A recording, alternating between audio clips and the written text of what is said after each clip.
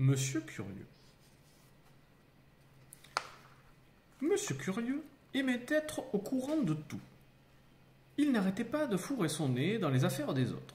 Monsieur Curieux faisait partie de ces gens qui, s'ils passent devant une porte fermée, ne peuvent s'empêcher de regarder par le trou de la serrure, pour voir pourquoi on l'a fermée. Monsieur Curieux faisait partie de ces gens qui, s'ils trouvent une lettre cachetée qui ne leur est pas adressée, ne peuvent s'empêcher de l'ouvrir pour la lire.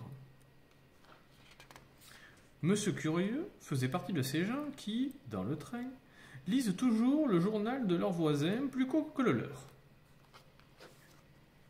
Tu t'en doutes, Monsieur Curieux n'avait pas beaucoup d'amis.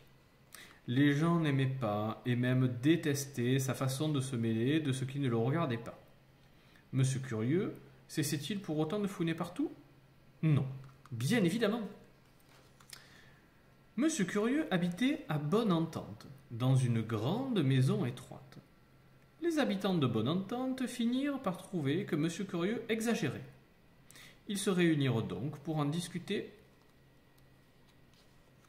Il faut trouver un moyen pour mettre fin à sa curiosité, déclara Monsieur Rabot, le vieux menuisier de la ville. Vous avez raison, répondit Madame Lessive, la blanchisseuse de Bonne-Entente. Il mérite une bonne leçon. Si seulement nous pouvions l'empêcher de fourrer son nez partout, ajouta M. Pinceau, le peintre. Ses yeux se plissèrent malicieusement. J'ai une idée, s'écria-t-il avec un grand sourire. Ses amis se rapprochèrent de lui pour l'écouter. Le lendemain matin, M. Curieux se promenait dans la grande rue de Bonne-Entente, quand il entendit siffler derrière une porte fermée. « Que se passe-t-il » se demanda M. Curieux. Sur la pointe des pieds, il s'approcha de la porte, l'ouvrit tout doucement et jeta un coup d'œil. Splatch! Un pinceau enduit de peinture rouge s'abattit sur le bout de son nez. « Oh, mille excuses » dit M. Pinceau, qui repeignait l'intérieur de la porte.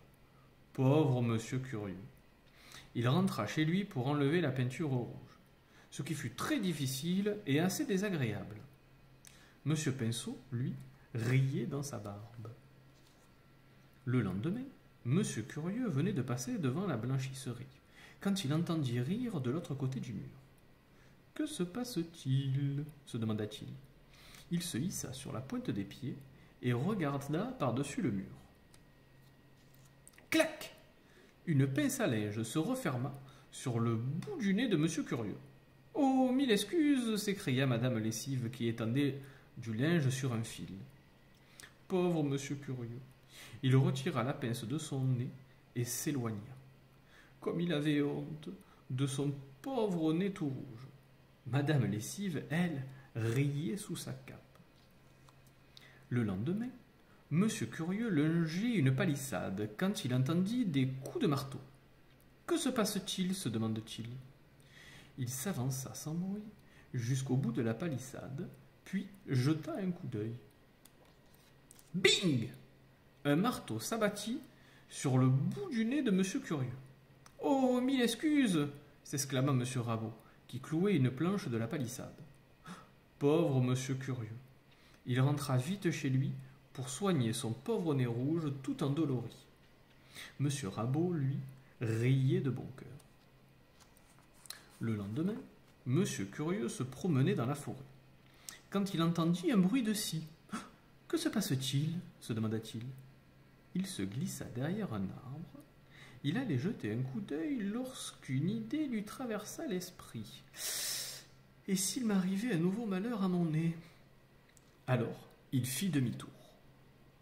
Monsieur Troupeau, le fermier, se tenait derrière l'arbre, une scie à la main.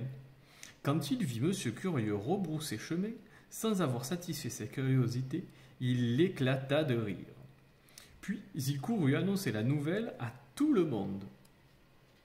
L'idée de Monsieur Pinceau était vraiment bonne. En effet, à dater de ce jour, Monsieur Curieux cessa d'être curieux. Et il devint l'ami de tous les habitants de Bonne-Entente. L'histoire est finie.